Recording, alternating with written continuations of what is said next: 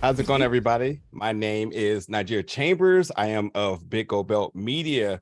It's a pleasure to talk to you three today. I'm in preparation for season 2 of Power Book 4 Force. So many questions, but as a long-term Power fan, there's one thing I know from covering this show all the way since the roots, that the most important and pivotal episodes of every season is 3, 8, and 10.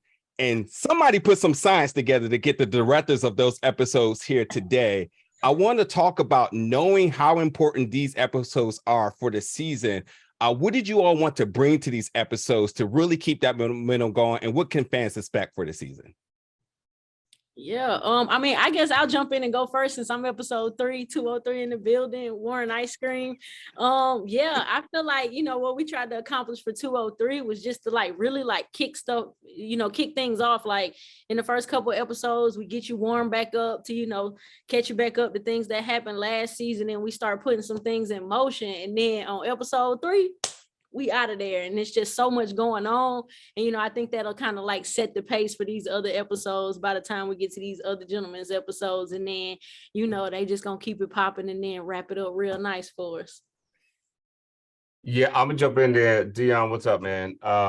So I'm 208, which I'm the setup man for Deon's episode, right? So that's when everything starts hopping and jumping off, man. So it's a great episode. I know we can't say much about it, but it's the buildup. It's the buildup leading to the finale. You know what I mean? And Deon is the closer. So, man, I would say this. First of all, Eif, that's on here right now, is legendary, and he's somebody that when I was able to jump into the TV space.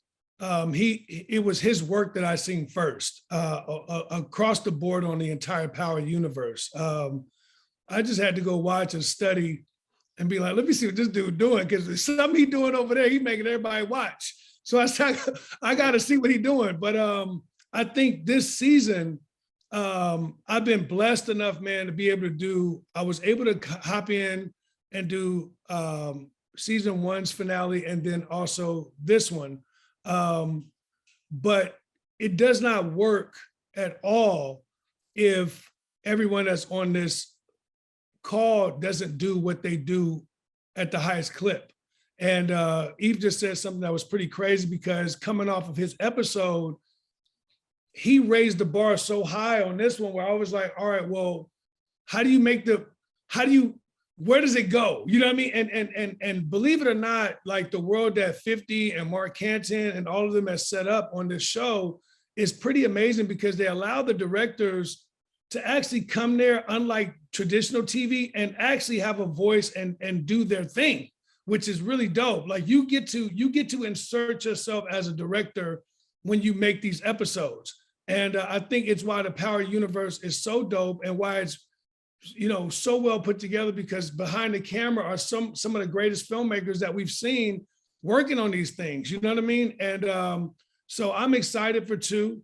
I think that this will be the best season you've ever seen in terms of the cast and what they're doing and how they're doing it and what the plot of the story is. And and then at the end, when they all get on the boat and it blows up, you're like, oh my God, I can't believe they killed all of them. I made that up. But it's a pretty powerful season, and I think you guys are going to be blown away. Joseph Sikora is insane. Yeah. I would also say that Chris Lofton, I think this is going to be his moment.